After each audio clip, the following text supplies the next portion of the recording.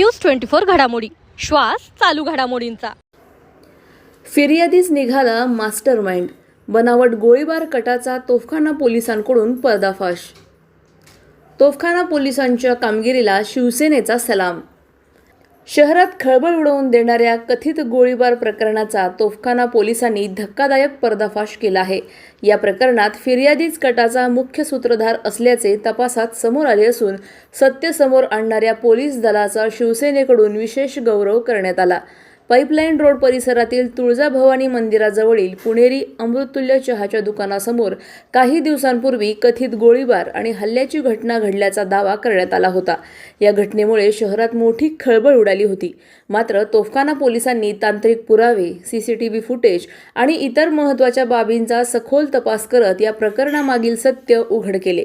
तपासादरम्यान फिर्यादी चिरंजीव गाढवे याने स्वतःवर हल्ला घडवून आणण्यासाठी सुपारी देत बनावट गुन्ह्याचा कट रचल्याचे निष्पन्न झाले। तसेच या कटामागे युवा सेनेचे जिल्हा प्रमुख योगेश गलांडे यांना गुन्ह्यात अडकवण्याचा प्रयत्न असल्याचेही तपासात समोर आले। मात्र पोलिसांच्या निष्पक्ष आणि पुराव्यांवर आधारित तपासामुळे हा कथित कट उधळून लावण्यात यश आले। या उल्लेखनीय कामगिरीबद्दल शिवसेनेच्या वतीने तोफखाना पोलीस अधिकारी आणि कर्मचाऱ्यांचा सत्कार करण्यात आला।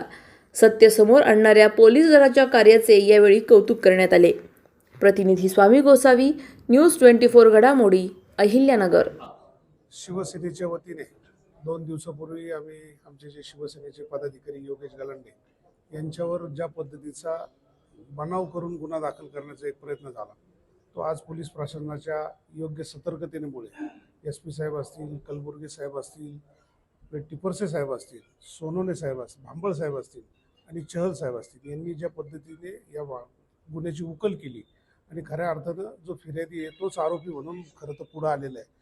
आणि आम्ही सांगत होतो खोटे गुन्हे दाखल करण्याची मालिका या नगर शहरात सातत्याने आपण पाहिलेली आहे आणि त्याची कुठेतरी जे समाधान आज सगळ्या वृत्तपत्रांनी देखील केलं की अत्यंत योग्य पद्धतीने तपासाची दिशा ठेवल्यामुळं जे खरं आहे ते खरं आहे अशा पद्धतीने ते विषय पुढे आलेला आहे आणि इथून पुढच्याही काळात चुकीचे गुन्हे दाखल होणार नाही असं प्रशासनाने आम्हाला या ठिकाणी सांगितलं, आश्वस्त केलं। खरं तर याच्यामध्ये अजून एक विषय असा आहे की काही ठिकाणी गरज नसताना काही हॉस्पिटल कोणत्या तरी प्रेशरमध्ये चुकीचे त्या ठिकाणी जास्त ग्रीवियस असलेले सर्टिफिकेट देऊन काही लोकांना त्रास देण्याचा नाहक खरं तर प्रयत्न या नगर शहरात होत आहे।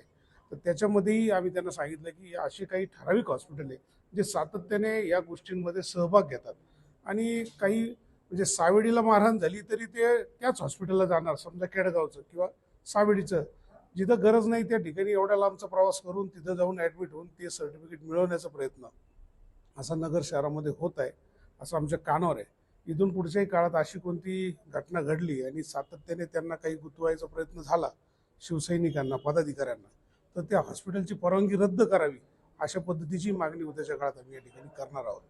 आज ज्या पद्धतीचं काम खरं तर SP ऑफिसने केलं त्याबद्दल त्यांचे मनापासून आभार। हा विषय अत्यंत योग्य पद्धतीने हाताळल्याबद्दल परत एकदा पोलीस प्रशासनाचे आभार मानतो। अशाच बातम्यांचा आढावा घेण्यासाठी आजच आपल्या YouTube चॅनलला सबस्क्राईब करा।